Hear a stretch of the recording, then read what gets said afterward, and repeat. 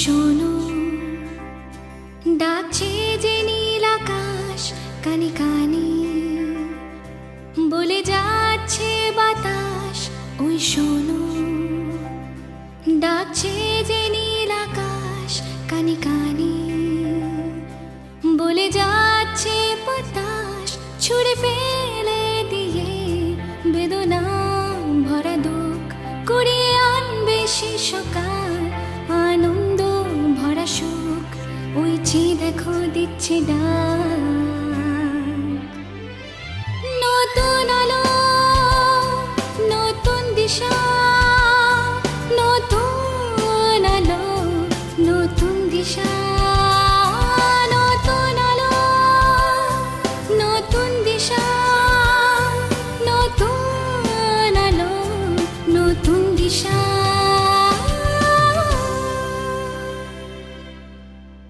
নমস্কার, নতুন আলো নতুন দিশা এই বিশেষ অনুষ্ঠান নিয়ে আমরা আরও একবার আপনাদের সামনে উপস্থিত। বন্ধুরা, এই বিশেষ অনুষ্ঠানের পর্বগুলির মধ্যে দিয়ে আমরা দৈনন্দিন জীবনের সমস্যাগুলো আপনাদের সামনে তুলে ধরছি।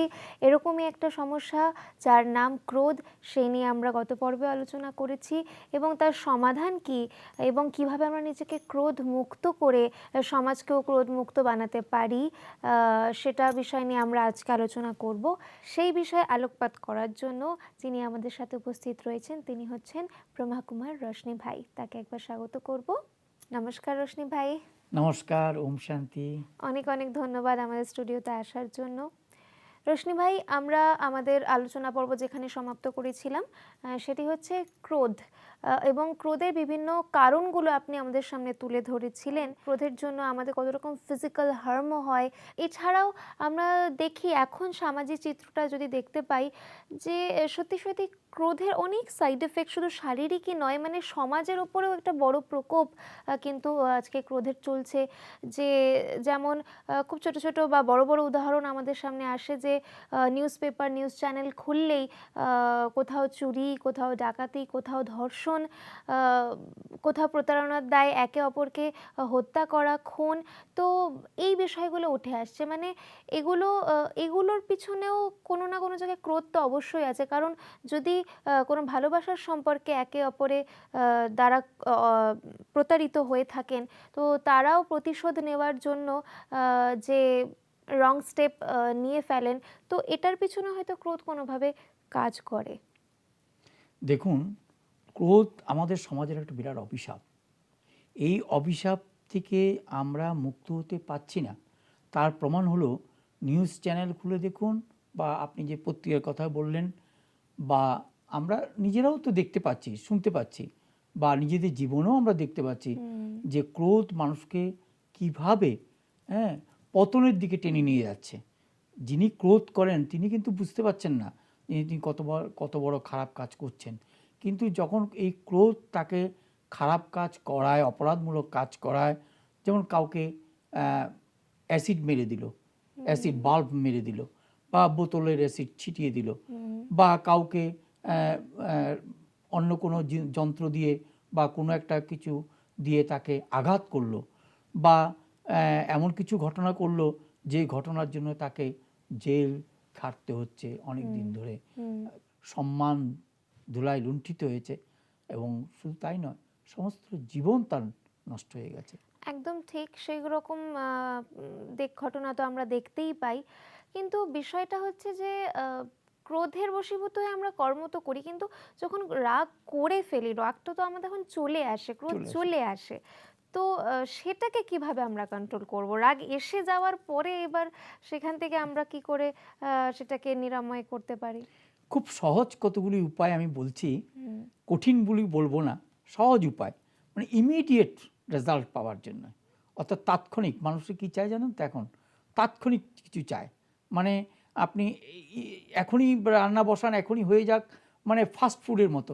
সবাই এখন ফাস্ট ফুড খেতে ভালোবাসে, তো ফাস্ট ফুডের মতো কিছু চায়। তো প্রথম হলো, যখনই রাগ উঠবে তখনই সঙ্গে সঙ্গে কী করা দরকার, আয়নার সামনে দাঁড়ালেই যখন দেখবেন যে চেহারাটা খারাপ হয়ে গেছে, বিশ্রী হয়ে গেছে, অটোমেটিক রাগ ডাউন হয়ে যায়। দ্বিতীয়ত কি, যে রাগ যখন ওঠে তখন ভাঙচুর করার আগে আর কিছু নয়, কিছু জল খেয়ে নিন। জল খেলে রাগ অটোমেটিক কি হয়, ডাউন হয়ে যায়। এটা কি হয়, থার্মোমিটার মতো। জ্বর যেমন উঠলে থার্মোমিটারে পাড়া কি করে, 101, 102, 103 উঠে যায় না, আবার থার্মোমিটারটা খুলে ঝাড়া দিন, নেমে যাবে। তেমনি জল খেলে ওই থার্মোমিটারকে ঝাড়া দেওয়ার মতো, তখন ক্রোধটা কমে যাবে।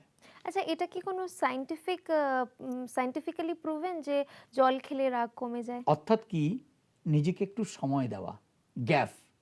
ক্রোধ যখন উঠে, তখন ক্রোধটা যখন উঠতে থাকে, তখন সেই জায়গাতে যদি একটা গ্যাপ দেওয়া যায়, তাহলে এটা কন্টিনিউ করতে পারে না। কীরকম জিনিসটা আমি বলি আপনাকে, যে ধরুন আপনি যে রাস্তা দিয়ে যাচ্ছেন, সেই রাস্তায় দেখতে পাচ্ছেন প্রায় অ্যাক্সিডেন্ট হয়। হওয়াতে সেখানে একটা কি দিয়ে দিয়েছে, ওই স্পিড ব্রেকার দিয়ে দিয়েছে, রাইট? তো স্পিড ব্রেকার দেওয়ার উদ্দেশ্যটা কি, যে গাড়িটা এই জায়গাটাতে আসলেই স্পিডটা কমিয়ে দেবে, তারপরে স্পিড ব্রেকার পার হয়ে ওদিকে যাবে। অর্থাৎ যে হাই স্পিডে গাড়িটা আসছিল, তার স্পিডটা কমিয়ে দেওয়ার জন্য স্পিড ব্রেকার। তো জল কি হলো, রাগ যখন উঠে, তো রাগের যে স্পিড, সেই স্পিডটাকে ব্রেক করার জন্য আপনার জল খাওয়া দরকার। জলটা খেলে কি হয়, ওই যে একটা ব্রেক হলো, ব্রেকিং পয়েন্ট আমরা পেলাম, ওই ব্রেকিং পয়েন্টের সময় রাগটা কমে যায়। মনে করুন কমলো না, তখন কি করা, মানে রাগ করার মোটিভেশনটা চেঞ্জ হয়ে যাচ্ছে। তখন সঙ্গে সঙ্গে না একটু, মানে রাগটা কি, রাগটা যখন ওঠে, তখন যদি ওই সময়ে কিছুটা প্রোটেকশন দেওয়া যায়, তাহলে রাগটা কমে যায়। রাগটা একবার কমে গেলে কিন্তু আর এটা, তখন ভুলটা ধরা পড়ে, তখন এটা আর আসে না। যেমন হলো না, তখন কি করতে হয়, অনুলোম বিলোম প্রাণায়াম করতে হয়। এরকম জোরে জোরে সাথে এরকম কয়েকবার, বা জোরে জোরে নিঃশ্বাস প্রশ্বাস নেওয়া এবং ছাড়া, তাতে কি হয়, রাগটা কমে যায়। তা তো মনে হচ্ছে আপনি এটা করতে পারছেন না, ঘর থেকে বেরিয়ে যান। ঘরে রাগ উঠেছে তো, ঘর থেকে একটু বেরিয়ে যান, বাইরে ঘুরে টুরে আসুন, দেখবেন রাগ ঠান্ডা হয়ে গেছে। এটা আমরা পরীক্ষিতভাবে সত্য, এটা কোনো এক্সপেরিমেন্টাল ট্রুথ, এটা কোনো ভাওতাবাজি নয়। শুধু তাই নয়, অফিসেও দেখবেন যে ব্যক্তির খুব রাগ হয়েছে, তিনি যদি একটু টয়লেট ঘুরে আসে, এটা একটু গান টান গেয়েটে আসে, ঢুকে, ব্যাস রাগ ঠান্ডা হয়ে গেছে। অর্থাৎ আমার ভিতরে জাগতে হবে এই জিনিসটা, যে আমি রাগ করব না, তবুও যদি কোনো কারণে অ্যাবসেন্ট মাইন্ডে রাগটা চলে আসে, তাহলে সেই রাগটাকে আমি যাতে প্রতিহত করতে পারি, তাহলে কি হবে, কোনো বিপজ্জনক ঘটনা হবে না, এবং এই রাগ থেকে যে ক্ষতিগুলি হয় সেগুলি হবে না। শুধু এই যে একটু বেরিয়ে এলো, একটু গান গিয়ে এলো, বা একটু প্রকৃতির মধ্যে ঘুরে এলো, তাতে নিজের মধ্যে একটা ন্যাচারাল স্পিড ব্রেকার তৈরি করতে হবে। অথবা কি করা দরকার, যেটা আমি অনেককে বলি, যে করে দেখুন, ইমিডিয়েট রেজাল্ট পাবেন, সেটা হলো হাসা।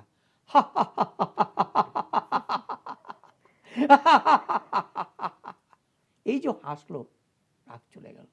অনেকে বলে লজ্জা করে, তো কি করে, কেন লজ্জা করে, লজ্জার কি আছে, অফিসের ভিতরে এরকম জোরে হাসবে কি করে। তাহলে আপনি জোরে যদি হাসতে না পারেন, তাহলে আপনি সাইলেন্টলি হাসুন। আপনি জানতে ইচ্ছা করছে না সাইলেন্টলি হাসা যায় কিনা,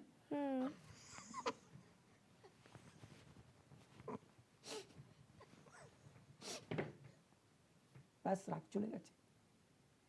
অর্থাৎ সবসময় আমাদের মনে রাখতে হবে তিনটে কথা।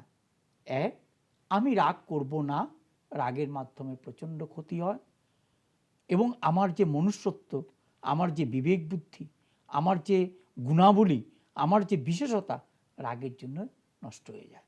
সেই জন্য আমি রাগ করব না, রাইট? তো রাগ যদি তারপরেও উঠে যায় কোনো কারণে, কারণ এটা তো একদিনের প্রসেস না, লেংদি প্রসেস, দীর্ঘদিন ধরে প্র্যাকটিস করে যেতে হয়, তাহলে কি করব, ব্রেক দেওয়ার চেষ্টা করব।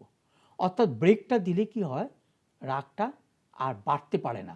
রাগটাকে অন্যে আবার অনেকের সময় ইন্ধন যোগায়, কিন্তু কীরকম বলে, মনে করুন আপনি রেগে গেছেন, ঠিক আছে, আমি যদি চুপ হয়ে যাই তাহলে শেষ, কিন্তু আমি যদি রেগে যাই, রেগে আপনার রাগটাকে আরও বাড়িয়ে দেওয়ার সাহায্য করি, তাহলে কি হয়, আপনিও রেগে গেছেন, আমিও রেগে গেছি, তাহলে কি হলো, রাগটা আরও বেশি বেড়ে গেল, এর দ্বারা বিরাট ক্ষতি সংসার হয়ে গেল। ঠিক সেই তাই, জন্য মানে হাজব্যান্ড ওয়াইফের মধ্যে যেটা হয়, হ্যাঁ, কেউ একটা কথা বললেন, তার পরিপ্রেক্ষিতে কেউ টলারেট না করে সেও দুটো কথা বলে দিলেন, কথায় কথায় বাদ বিবাদ বাড়তে বাড়তে একটা রিলেশনের মধ্যে একটা গ্যাপ তৈরি হয়ে যায়, ধীরে ধীরে আরও গ্যাপটা বাড়তে বাড়তে একটা সময় রিলেশনটাই ব্রেকআপের দিকে ব্রেকআপ চলে হয়ে যায়। যায়। সেই জন্য কি দরকার, কথায় বলে কি জানেন তো, আগুন দিয়ে আপনি আগুনকে বাড়াচ্ছেন, হুম জলের গুণ কি, শীতলতা। হুম তাহলে আগুন যখন নিভাতে হয় তখন কিন্তু আগুন দিয়ে নিভায় না, কি দিয়ে নিভায়, জল দিয়ে নেভায়। হুম কেন? কারণ আগুনের গুণ হলো, আগুনের যে ধর্ম হুম তা হলো দাহ্য করা, মানে দহন করা, হুম জ্বালানো। হুম আর জলের গুণ হলো শীতলতা, শীতল অর্থাৎ ধর্ম হলো মানে ঠান্ডা করে দেওয়া। কিন্তু তাহলে এই যে বিষয়টা আপনি বলছেন যে আগুনের কাজ জ্বালানো, জলের কাজ শীতলতা, তো আমি অবভিয়াসলি চেষ্টা করব নিজেকে আগুনের মতো দাহ্য না করে জলের মতো ঠান্ডা করা, কিন্তু এর জন্য কনসিয়াসনেসটা তো প্রয়োজন। যে অনেক ক্ষেত্রে কি হয়, এমন এমন পরিস্থিতির চাপে আমরা আহ, রাগ করতে করতে বিষয়টা কিন্তু ন্যাচারাল হয়ে যায়, অনেকের মধ্যে নেচারই হয়ে যায় রাগ করার, মানে তার মুখে কখনো হাসিও ফোটে না, সে দুটো ভালোভাবে কথাও বলতে চায় না মানুষের সাথে, মানে রাগ করে বা সিরিয়াস মোডে কথা বলাটাই যেন তার কাছে ন্যাচারাল। তো তার মধ্যে তো এই কনসিয়াসনেসটাও আসতে হবে যে সে রাগের মোডে রয়েছে বা সিরিয়াস রয়েছে, তা আরও একটু হাসতে হবে। তো এই কনসিয়াসনেসটা আমরা কিভাবে আনবো, বা রাগ করার পরের মুহূর্তে নিজেকে কিভাবে সেখান থেকে শোধরানোর জন্য এই জিনিসটা কি করে বুঝবো যে আমি রাগ করে ফেলেছি, এবার আমাকে একটু নিজেকে স্পিড মানে ব্রেক দিতে হবে। যখন যিনি রাগ করেন হুম তিনি তো বুঝতে পারছেন যে তিনি রাগ করেছেন। হুম কেন জানেন তো, মানুষ বোঝার আগে আমরা বুঝতে পারি যে আমরা কি করছি। যেমন আমার মন আনন্দে আছে, না মন দুঃখে ভরা আছে, না মন রেগে আছে, নাকি মন অসন্তুষ্ট হয়ে আছে, সেটা আমরা বুঝতে পারি। যদি আমি বুঝতে পারি, আগে প্রথম কথা হলো আমার রিয়েলাইজেশন, ঠিক আছে না, আমি বলছিলাম সে কথাটা যে আধ্যাত্মিকতা মানে সেলফ রিয়েলাইজেশন, অর্থাৎ আমি আমাকে বুঝতে পারছি কিনা যে আমি যা করছি সেটা ঠিক ঠিক না হচ্ছে কিনা। ভুল, হ্যাঁ। একটি ঘটনা আমার মনে আছে, মনে পড়ে আর কি এখানে, যে আমাদের এক বরিষ্ঠ ভাই, উনি একবার রেলওয়ে স্টেশনে এসে টিকিট কাটতে গিয়ে লাইনে দাঁড়িয়েছেন, পাশে এক কুলি এসে ওই তার মাথার যে বাক্সটা সে সেখানে রাখতে গেছে যে হাত থেকে পড়ে গিয়ে ওনার পায়ে পড়েছে, পায়ে পড়ে আঙুলটা থেতলে গেছে, ব্লিডিং হচ্ছে, খুব কষ্ট হচ্ছে। আর ওনার ভিতরে তখন সেই মানে ক্রোধটা জেগে উঠছে যে ওকে ধরে এখন একটা দিয়ে দিই, ও কি অন্ধ নাকি দেখছে না, বা বলে ফেলি। কিন্তু আবার কি ভাবছে, আমি কে, আমি এক শান্ত স্বরূপ আত্মা, আমি একজন জ্ঞান স্বরূপ আত্মা, আমি সুখ স্বরূপ আত্মা, এগুলো আত্মার গুণ, আমি দেহ নই, আমি একজন আত্মা। তাহলে আত্মা যদি হই, আত্মার যদি এই গুণ হয়, তাহলে আমাকে কি করা উচিত, আমি শান্ত থাকা উচিত। এবং উনি শান্ত হয়ে গেলেন। শান্ত হয়ে যাওয়ার পরে কিছুক্ষণ পর দেখলেন অটোমেটিক উনি যে শান্ত হয়ে গেছেন, সেই কুলি লক্ষ্য করে দেখে যে রক্ত পড়ছে, তখন সে মানে কিভাবে যে তার কাছে ক্ষমা চাইবে তার কোনো অন্ত নেই। শুধু তাই নয়, সে নিজে মানে গায়ের কাপড় ছিঁড়ে সেখানে ওনার আঙুলকে বেঁধে দেন এবং পরবর্তী ক্ষেত্রে বারবার করে ক্ষমা চেয়েছেন এবং রেলওয়ে স্টেশনে নিয়ে গিয়ে জল দিয়ে ধুয়ে দেওয়ার থেকে সমস্ত কিছু করেছেন। অর্থাৎ উনি যদি ওই সময় রেগে গিয়ে ওকে দুটো গালি দিতেন বা রেগে গিয়ে যদি একটু অন্য কিছু বলতেন, তাহলে হয়তো সেখানে হাতাহাতি মারামারি পিটাপিটি হতো। কিন্তু সেখানে কি হলো, সেই যে ভাবনাটা ওনার ভিতরে জেগে গেল যে আমি তো শান্ত স্বরূপ আত্মা, আমি সুখ স্বরূপ আত্মা, ও তো ইচ্ছে করে করেনি, ওটা হয়ে গেছে, অতএব আমাকে কি করা উচিত সেটা। এই জিনিসটা যখন আমার ভিতরে রিয়েলাইজেশনে আসবে যে আমি কে, আমার কি ধর্ম, আমার কি করা উচিত, সেই জিনিসটা যখন এসে যাবে, তখন অটোমেটিক আমি বুঝবো যে ক্রোধ করাটা এটা আমার ধর্ম নয়, এটা অন্যের ধর্ম, ঠিক না। আমি অন্যের বাড়িতে এসেছি, ঠিক আছে, আমি অন্যের বাড়িতে এসেছি, অন্যের জিনিস আমি কেন ব্যবহার করব, ঠিক আছে না। আমি আমার বাড়িতে আছি, আমার জিনিস ব্যবহার করব। আমি কেন এই ক্রোধ, আমার যে জিনিস নয়, এটা অন্যের জিনিস, সেই জিনিসটা আমি কেন আনতে যাব, কেন ব্যবহার করব। অতএব এই ভাবনা যখনই আসবে তখনই আমার ভিতরে ব্রেক আসবে।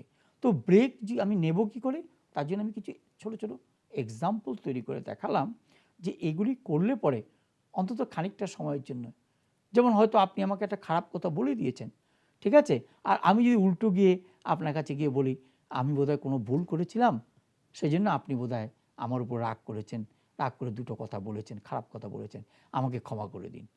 তাহলে কি হবে, আপনার ভিতরেও সেই জিনিসটা ক্ষমার ভাবনা জাগবে এবং অটোমেটিক কী হবে, আপনার ক্রোধ তো কমে গেলই, আমারও ক্রোধ হলো না। অর্থাৎ আমাদের ইন্টেনশন থাকা উচিত যে সবসময় লক্ষ্য রাখতে হবে যে আমার যেন ক্রোধকে আসতে দিতে না পারি, না দিই। কীভাবে, যে দরজা যেন আমি খোলা না রাখি। দরজা খুলে রেখেছি আর বলবো ইঁদুর ঢুকবে না, বিড়াল ঢুকবে না, কুকুর ঢুকবে না, চোর ঢুকবে না, এটা হতে পারে? কখনো হতে পারে? হবেই। সেই জন্যই আমি দরজাটাকে বন্ধ করার দরকার। এই দরজাটা বন্ধ করার প্রসেসটাই হলো মেডিটেশন। অর্থাৎ যদি আমরা মেডিটেশন করি এবং আমার আধ্যাত্মিকতার যে লেভেলটাকে জাগিয়ে তুলি, তাহলে আধ্যাত্মিকতা কি বলছে, তুমি শরীর নয়, তুমি একজন আত্মা। শরীরের ধর্ম কাম, ক্রোধ, লোভ, মোহ, অহংকার, ঈর্ষা, ঘৃণা ইত্যাদি ইত্যাদি। কিন্তু আত্মার ধর্ম কি? আত্মার ধর্ম হলো শান্ত স্বরূপ, আত্মার ধর্ম হলো সুখ স্বরূপ, জ্ঞান স্বরূপ, শক্তি স্বরূপ, প্রেম স্বরূপ। যেই আমি নিজেকে রিয়েলাইজ করলাম যে আমি একজন আত্মা, তখন আমার যে ধর্মগুলি, তখন ধর্মগুলি সামনে চলে এলো। ঠিক তাই, মানে আমি ঠিক সেই রিয়েলাইজেশনের কথাই আপনাকে মানে জানার চেষ্টা করেছিলাম আপনার থেকে, যে যখন আমরা রাগ করে ফেলি বা রাগের বশীভূত কোনো কাজ করে ফেলি বা ওই মুডেই রয়েছি, তখন মানে সেই চেঞ্জটা আমি বুঝবো কী করে, যতক্ষণ আমার মধ্যে কোনো রকম মানে পজিটিভ নলেজ আমি গেইন করতে পারছি আসলে আমি কে, মানে সেই রিয়েলাইজেশনটা না হচ্ছে, ততক্ষণ তো আমার মনে হবে যে আরে আমি তো মানে মানে আমার তো এটাই ধর্ম, রাগ করি তো সব কিছু কাজ করা যায়। কিন্তু যেই আপনি বললেন যে আমি এটা শান্ত স্বরূপ আত্মা, সেই বিষয়টাকে মনে করে নেওয়া, তখন আমি চেঞ্জটা বুঝতে পারবো, আরে আমি তো আসলে আমার ধর্ম কি আর আমি কি করছি। তখনই ডিফারেন্সটা বুঝে তখন কিন্তু আমরা ঠিক ওয়েতে যেতে পারবো, নিজেকে মোটিভেট করতে পারবো। তখন আমি বুঝবো যে এই জিনিসগুলি আমার করা উচিত নয়। এটা আমি যদি এটা করি তাহলে আমার বিধর্মী কাজ হচ্ছে, ঠিক আছে না? কিন্তু সেটার জন্য স্পিরিচুয়াল নলেজ যেটা আপনি বলছেন সেটা তো আমাদের অর্জন করতে হবে। অর্থাৎ আধ্যাত্মিকতার সাথে নিজেকে রাখতে হবে, নিজেকে এর সাথে মানে আধ্যাত্মিকতার সাথে যদি আমি নিজেকে ইনক্লাইন না করি, অর্থাৎ নিজেকে জড়িয়ে না রাখি, তাহলে আমি নিজেকে বুঝবো না, অর্থাৎ আমার এই জিনিসগুলিই আসবে না। তখন মনে হবে সাধারণভাবে আমি যা ভাবছি যে ক্রোধ করাই উচিত, ক্রোধ করলে আর কি হবে, ক্রোধ করেই তো সব কাজ করে এসছি, এই জিনিসটা আসবে। এবং এই ক্রোধের আগুনে আজকে বিশ্ব জ্বলছে এবং আলটিমেটলি আগামী যদি বিশ্বে যুদ্ধ হয় বা যা কিছু হয়, তার মূলে কি দেখবো আমরা, এই ক্রোধের জন্য সব কিছু ধ্বংস হয়ে যাচ্ছে। সেই জন্যই যদি আমি অন্যের পরিবর্তন বা বিশ্বের পরিবর্তন তো এখনই আমি সম্ভব নয়, আগে আমার পরিবর্তনটা আমি করি, আমার পরিবর্তনের মাধ্যমে আমার বাড়ির লোকের পরিবর্তনটা করি, তাহলে অন্যের পরিবর্তন অটোমেটিক হয়ে যাবে। কারণ দেখা গেছে যে একবার পরিবর্তিত হয়েছে তাকে দেখে কিন্তু অন্যও পরিবর্তিত হয়, কারণ ভালো জিনিসের প্রতি প্রত্যেকেরই একটা আকর্ষণ থাকে না, আকর্ষণ থাকে। আরেকটা কথা যে এটা তো আমি বুঝলাম নিজেকে কিভাবে কন্ট্রোল করা উচিত, অনেকগুলো আপনি স্পিড ব্রেকার স্বরূপ অনেকগুলো মানে প্রসিডিউর আমাদেরকে বলেন, একটু জল খেয়ে নেওয়া, একটু পায়চারি করে আসা, মানে এটা তো আমি নিজেকে কন্ট্রোলে রাখতে পারছি এই প্রসেসগুলোর দ্বারা। কিন্তু এর জন্য বোধহয় আমাদের একটু কোঅপারেশনেরও প্রয়োজন। কোঅপারেশন মিনস যখন অন্যের ক্ষেত্রে ঘটনাটা ঘটে, আমার সামনের ব্যক্তি যখন রাগ করে, তো তাকে যদি আমি একটু কোঅপারেট করি, তাকেও যদি যদিও আমার ভুল থাকেও বা নাও থাকে, সে আমাকে রাগের বশে কিছু বলে দিলেন, সামনের মানুষটির রাগ কমানোর জন্য হয়তো আমরা তৎক্ষণাৎ রিয়্যাক্ট না করে বরঞ্চ পরে গিয়ে সে মানুষটাকে ঠান্ডা মাথায় বোঝালে হয়তো অনেক বেশি সুফল তাতে পাওয়া যায় এবং রিলেশনটা আমাদের মধ্যে বজায় থাকবে, ঠিক না? দেখুন, অ্যাঙ্গারের আরেকটা নাম হলো ডেঞ্জার। অ্যাঙ্গার, ডেঞ্জার, এর পরে কি হলো বি সি দেন ডি, ঠিক আছে না? বি সি মিনস কি, অর্থাৎ আপনি এখানে একটা গ্যাপ পাচ্ছেন, তো এই গ্যাপটাকে দেওয়ার জন্য কি করা দরকার, সেই জন্য আমরা কি বলি যে এই অ্যাঙ্গার থেকে যাতে ডেঞ্জার না হয় তার জন্য একটু গ্যাপ দাও। সেই গ্যাপটা কি, ফরগিভ অ্যান্ড ফরগেট, অর্থাৎ ক্ষমা করো, ভুলে যাও। এই হলো বেস্ট প্রসেস কোপারেশনের। যে রেগে যাচ্ছে তুমি তাকে ক্ষমা করে দাও, ক্ষমা করে তুমি ভুলে যাও, ভুলে গিয়ে জায়গা থেকে সরে যাও। তাহলে অ্যাঙ্গারকে আর ডেঞ্জারে পরিণত করতে পারবে না। কারণ কি, একতরফে কোনো জিনিস হয় না। যে যতই রাগ করুক, কত চিৎকার করবে, কত রাগ করবে, ঠিক তাই। এক হাতে তালি বাজে না। সেখানে আমাদেরও একটু কোঅপারেট করা কোঅপারেট করা দরকার, যাতে বাড়তে না দেওয়া। কে করবে কোঅপারেট? যে জানে। সেই জন্য দরকার আধ্যাত্মিকতার সাথে মেডিটেশন। অর্থাৎ মেডিটেশন যদি আমি রেগুলার করি, তাহলে ক্রোধ আর ক্রোধে থাকবে না, এটা স্নেহ, ভালোবাসায়, প্রেমে রূপান্তরিত হবে, শান্তিতে রূপান্তরিত হবে। ঠিক আছে? তার এই যে যদি ক্রোধ এতে রূপান্তরিত হয়ে যায়, তাহলে আমি যদি শান্তিতে থাকি, আমি যদি আনন্দে থাকি, আমি যদি খুশিতে থাকি, সন্তুষ্টতে থাকি, কেউ যদি রাগ করেও তা আমি ওকে শান্ত করে দিতে পারবো। শুধু তাই নয়, আমার নিজেরও যাতে আর ক্রোধ না করতে হয়, রাগ যাতে না আসে, ব্রেকিং পয়েন্টে যাতে যেতে না হয়, তার আগের থেকেই আমি নিজেকে সতর্ক করে দিতে পারবো।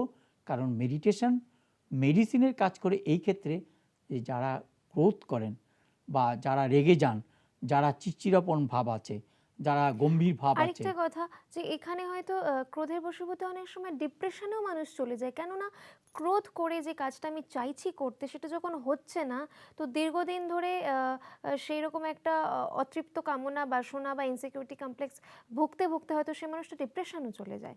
রাইট, ডিপ্রেশনে চলে যায়। তো এই ধরনের সমস্যাগুলো আমরা দেখতে পাই আজকের দৈনন্দিন জীবনে অনেকের ক্ষেত্রেই। হ্যাঁ, সেই জন্যই বলি যে যদি ছোট বয়স থেকে মেডিটেশনে অভ্যাস করানো যায়, এবং মেডিটেশন দৈনন্দিন জীবনের একটা part and parcel of life নিয়ে নেওয়া যায়, অর্থাৎ আমরা রোজ সকাল বিকাল সময় করে একটু মেডিটেশন করি, তাহলে দেখা যাবে আজকে যে ক্রোধ নিয়ে বা টেনশন নিয়ে বা ডিপ্রেশন নিয়ে যে এত কথা বলা হচ্ছে, এই কথাগুলি আর বলতে হবে না। কারণ এগুলি টোটালি মুক্ত হয়ে যেতে পারবো, এবং এগুলি এই সমাজ থেকে টোটালি মুক্তি পেয়ে যাবে। সেই জন্যই আমাদের দরকার রোজ মেডিটেশন করা, আধ্যাত্মিকতার সাথে থাকা, এবং সেলফ রিয়েলাইজেশনের সাথে সাথে সেলফ কন্ট্রোল, সেলফ কন্ট্রোলের সাথে সাথে অ্যাওয়ারনেস। অর্থাৎ অ্যাওয়ারনেসটা কি, আমরা অনেক সময় বলি আপনি যে রাগ করেছেন এটা আমি বুঝতে পারিনি। এই অ্যাওয়ারনেসটাও দরকার, যে আপনি অসন্তুষ্ট হয়েছেন, আপনি রাগ করেছেন, আপনি আমাকে ভুল বুঝছেন, এই যে জিনিসগুলি, এই জিনিসগুলি যেন আমার অ্যাওয়ারনেসের মধ্যে থাকে। যদি এই তিনটে জিনিস থাকে, self realisation, self control and self awareness, তাহলে ক্রোধ কোনোদিনও আসতে পারে না। ক্রোধী ব্যক্তি আমাদের আর দেখতে হবে না। অনেক অনেক ধন্যবাদ রোশনি ভাই, এত সুন্দর করে আপনি আমাদেরকে বোঝালেন আজকে কিভাবে ক্রোধ থেকে মুক্ত হওয়া যায়। আজকে আমাদের হাতে সময় নেই বলে আমরা এখানেই শেষ করছি। নমস্কার। আপনাকেও নমস্কার। দর্শক বন্ধুরা, এইভাবে আমরা আপনাদের সামনে আরও নানা সমস্যার সমাধানগুলি তুলে ধরবো, তাই আপনারা দেখতে ভুলবেন না আমাদের বিশেষ অনুষ্ঠান নতুন আলো নতুন দিশা। আজকে এখানেই শেষ করছি। নমস্কার।